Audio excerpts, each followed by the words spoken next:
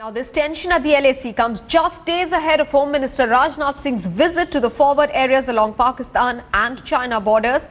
The Home Minister will be visiting the border posts in Chumar in eastern Ladakh, where Indian and Chinese troops had a fierce confrontation in September 2014. During this three-day visit to Jammu and Kashmir, he is also likely to visit the posts on which have in fact often witnessed firing from across the border. The Home Minister will also review the situation along the Sino-India border and is also expected to chair a meeting with the local administration and the Border Roads Organization.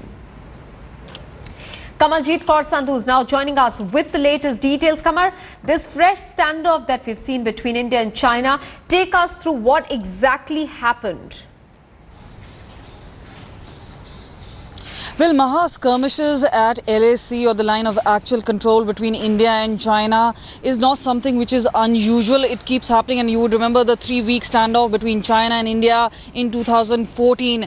But here also there was a construction being done by the Chinese army, which was objected to by the ITBP and later by the Indian army. And obviously there was a standoff for some time before the situation got diffused. But this is not obviously unusual of the Chinese army, and they've always been saying that the line is not demarcated, because of which there is a confusion and there is a certain amount of aggression by the Chinese army. Now, with the Indian army going out there and obviously fighting it out, there was a diffusion of situation where they agreed to go back to their own point. Okay. But we've seen whether it is the posturing by the Modi government or by Rajnath Singh, the point is that these kind of skirmishes tend to happen. But in the last 1 year, we've seen an improvement, because earlier if these kind of situations would happen much more earlier, but one needs to be wary of the Chinese army, right, especially in situation considering the Ladakh area, where Chinese tend to keep an eye on the Indian area. That's as well as the Arunachal area. And very interestingly, we have seen that most of these skirmishes or standoffs take place just ahead of any high-profile visit. This time it comes ahead